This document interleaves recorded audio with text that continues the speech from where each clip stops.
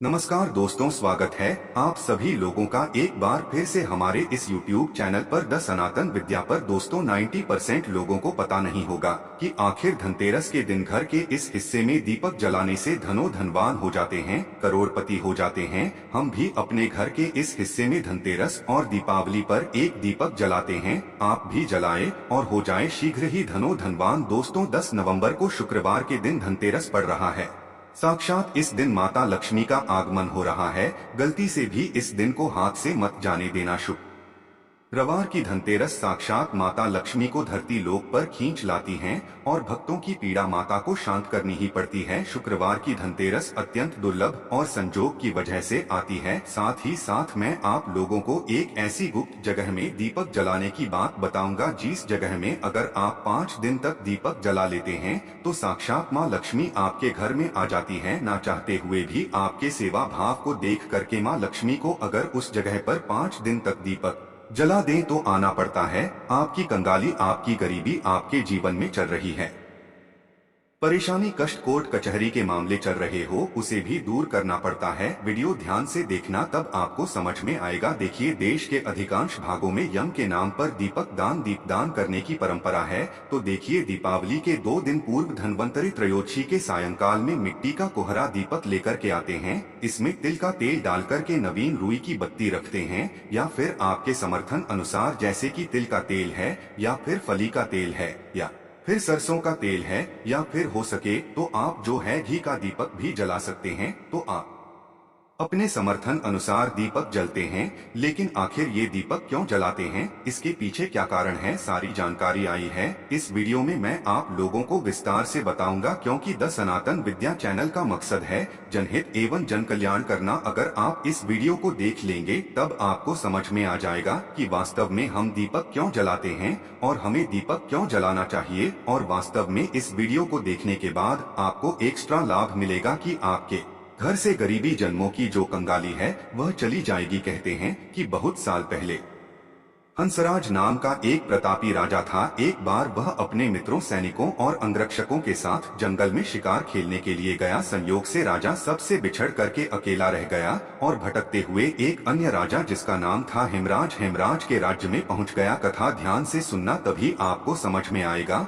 और comment box में जय माता लक्ष्मी जरूर लिखना। तो हेमराज ने थके हारे हंसराज का भव्य स्वागत किया। ठीक है, उसी रात हेमराज के यहाँ पुत्र का जन्म हुआ। इस खुशी के अवसर पर हेमराज ने राज्य के उत्सव में सम्मिलित होने के लिए आग्रह के साथ हंसराज को कुछ दिन तक वहां ठहरने के लिए रोक लिया। बच्चे की छठी के दिन एक विचित्र घटना घटित हुई। ध्यान से सुनना। पूजा के समय एक देवी प्रकट हुई और बोली, आज इस शिशु की जो इतनी खुशी मनाई जा रही है, यह अपने विवाह के चौथे दिन मृत्यु को प्राप्त हो जाएगा। इस भविष्यवाणी से सारे राज्य में शोक छा गया। हेमराज और उसके परिजनों पर ऐसा समझो कि वज्रपात हो गया हो, पहाड़ के सामान जैसे दुखा गया। सबके सब स्तंभित रह गए, चुप रह गए। इस शोध के समय हंसराज ने राजा हेमराज और उसके परिवार को बिल्कुल ही आश्वासन दिलाया और विचलित न होने का आश्वासन दिलाया और बोला कि इस बालक की रक्षा मैं करूंगा और संसार की कोई भी शक्ति इसका बाल बाका नहीं कर सकेंगे। इसकी रक्षा में स्वयं करूंगा। ध्यान से सुनना। तो हंसराज ने यमुना के किनारे एक भूमिगत किला बनवाया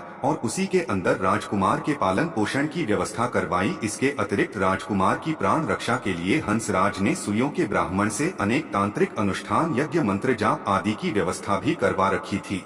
धीरे धीरे राजकुमार युवा हुआ। उसकी सुंदरता एवं तेज वर्ष जो तेज था, उसकी चर्चा सभी तरफ बिल्कुल ही संसार में फैलने लगी। राजा हंसराज के कहने पर हेमराज ने राजकुमार का विवाह भी करवा दिया। जिस राजकुमारी से युवराज का विवाह हुआ था वह साक्षात लक्ष्मी लगती थी। ऐसे सुंदर वर वधू की जोड़ी जीवन में किसी ने नहीं देखी थी। विधि का विधान। विवाह के ठीक चौथे दिन यम के दूत राजकुमार के प्राण हरने के लिए आ पहुंचे। कथा ध्यान से सुनना दर्शकों। अब अभी राज्य में मांगलिक समारोह ही चल रहा था कि राज्य परिवार और प्रजाजन खुशियां मनाने में मग्न थे कि राजकुमार और राजकुमारी की छवि देख करके यमदूत भी वहां पर आए और विचलित हो उठे। किंतु राजकुमार के प्राण हरण का अंतिम कार्य उन्हें करना ही पड़ा। यमदूत जिस समय राजकुमार के प्राण लेकर चले उस समय ऐसा हलाहल मच गया, हाहाकार मच गया, दारुणों होने लगा। ऐसा दृश्य वहां पर उत्पन्न हुआ जिससे द्रवित होकर कि यमराज के जो दूत थे वह भी रोने लगे। इस घटना के कुछ समय पश्चात एक दिन यमराज ने प्रसन्न मुद्रा में अपने यमदूतों से पूछा, दूं तो तुम सब अनंत काल से पृथ्वी के जीवों का प्राण हरण करते आ रहे हो, क्या तुम्हें कभी किसी जीव पर दया आई है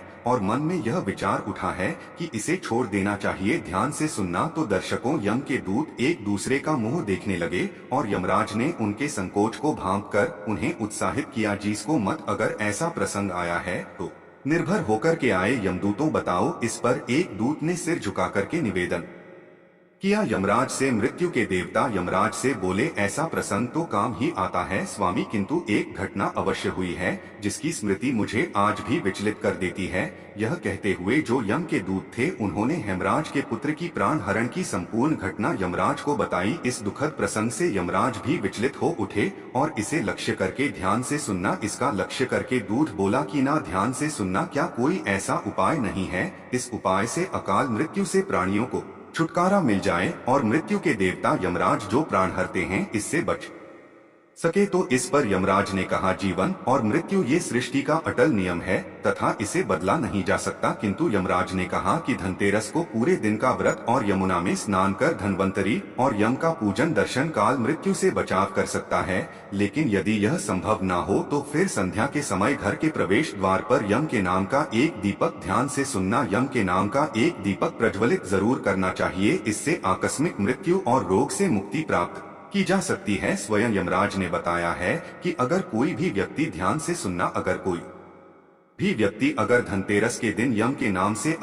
नाम से दीप जलाए तो बिल्कुल ही कैसी भी आपके जीवन में अकाल मृत्यु आने वाली हो, बुरा समय आने वाला हो या फिर किसी के कालसर्प दोष जीवन में चल रहा है, वह दोष समाप्त हो जाता है। इसके पश्चात धनतेरस के दिन हो सके तो धनवंतरी जी के लिए प्रवेश द्वार पर यम के लिए और माता लक्ष्मी के स्वागत के लिए बिल्कुल ही दीपक जलाना चाहिए। ये भी कहा जाता है, शास्त्रों में लिखा है कि पितरों के नियमित हेतु अगर शमशान में इस दिन दीपदान किया जाए, दक्षिण दिशा की तरफ अगर पितरों के नियमित है तो इस दिन दीपदान किया जाए तो आपके पितर अगर यमलोक में किसी कारणवश भटक रहे हैं, उनकी आत्मा ने अगर मोक्ष नहीं पाया है तो दीपदान करने से उनकी आत्मा को मोक्ष की प्राप्ति होती है, उन्हें प्रकाश की प्राप्ति होती है।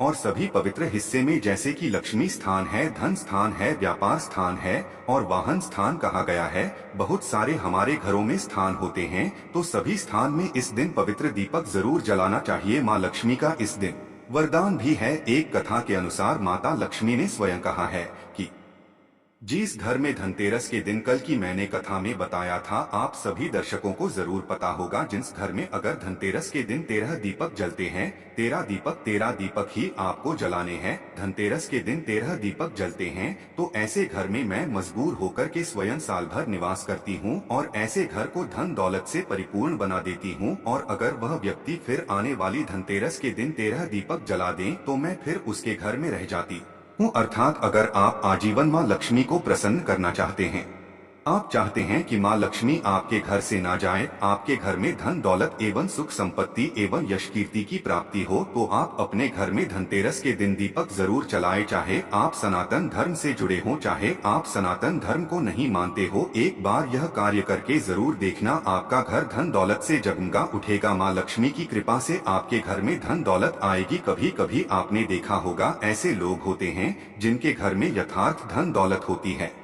लेकिन ऐसे व्यक्ति को सुख एवं शांति प्राप्त नहीं होती है। ऐसे व्यक्ति का मन जो रहता है बिल्कुल ही जैसे मेंटल बोल सकते हैं, एक प्रकार का बोल सकते हैं कि दिन भर ऐसे व्यक्ति कोमा में चला गया हो, या फिर ऐसे व्यक्ति को बोल सकते हैं कि पागलपन हो गया हो, उन्हें सुख चैन दुनिया का नहीं मिल रहा है, तो ऐसे व्यक्ति भी उस दिन उनके नाम से भी आप जो है 13 दीप दान कर देते हैं, आप नदी में 13 दीप बहा देते हैं, तो उनका जो मानसिक संतुलन बिगड़ चुका हो वह ठीक हो जाता है। और हो सके तो इस दिन धनतेरस के दिन हमारे धर्म शास्त्रों में लिखा है, अगर कोई भी व्यक्ति धनतेरस के दिन पीपल का वृक्ष, गूलर का वृक्ष और बेल का वृक्ष ये जो तीन मैं वृक्ष बता रहा हूँ इन्हें देववृक्ष बोला जाता है।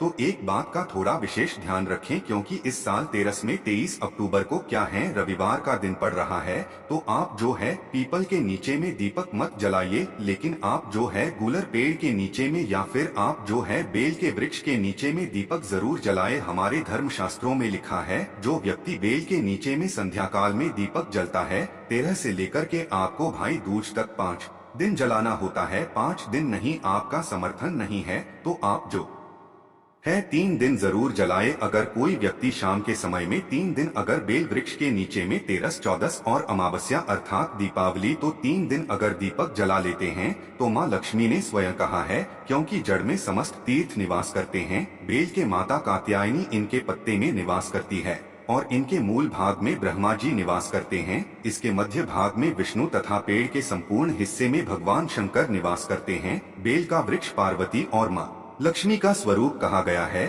और यह साक्षात जगत पिता भगवान शंकर को इनके पत्ते चढ़ाते हैं। समस्त देवी देवताओं को चढ़ते हैं। बेल का वृक्ष को छूने मात्र से व्यक्ति के पाप का समन हो जाता है। तो 3 दिन लगातार आपको बेल के वृक्ष को छूना है। धनतेरस के दिन, 14 के दिन और आपको छूना है। दीपावली के दिन कैसी भी आपके जीवन में कैसा भी आपके शरीर में दोष चल रहा हो, आपके जीवन में कठिनाई चल रही हो, वो सारी कठिनाई दूर हो जाती है। और 3 दिन लगातार आपको दीपक जरूर जलाना है बेल वृक्ष के नीचे में। बिल्कुल ही आप खुद देखना माँ लक्ष्मी आपके घर में आकर के आपको किसी न किसी माध्यम से धन दौलत प्रदान करेगी। चाहे आपको रोजगार देगी, ये आपको व्यवसाय के माध्यम से धन प्रदान करेगी, लेकिन किसी न किसी माध्यम से आपके घर में 10 दिशाओं से धन आना शुरू हो जाएगा। और देखते देखते आप कुछ दिनों के भीतर में धन दौलत से परिपूर्ण होकर के दूसरों को बहुत ही ज्यादा दान देने में समर्थवान हो जाएंगे। तो आशा करता हूँ कि ये छोटी छोटी जो जानकारी होती है, जो लोग मान ले तो भगवान है और नहीं माने तो देखिए हम मानते हैं। पत्थर की पूजा क्यों करते हैं? क्योंकि पत्थर में हमें भगवान नजर आते हैं, भगवान देखते हैं। और नहीं मानते हैं तो भगवान हमारे सामने खड़े हैं, वो भी पत्थर तुल्य हैं। तो आपको इसे मानना चाहिए। सनातन धर्म की बातों को झुठलाया नहीं जा सकता। सच्चे दिल से कमेंट बॉक्स में लिखे जय लक्ष्मी माता। आपका स्वागत है हमारे घर में। धनतेरस और दीपावली की हार्दिक शुभकामनाएं।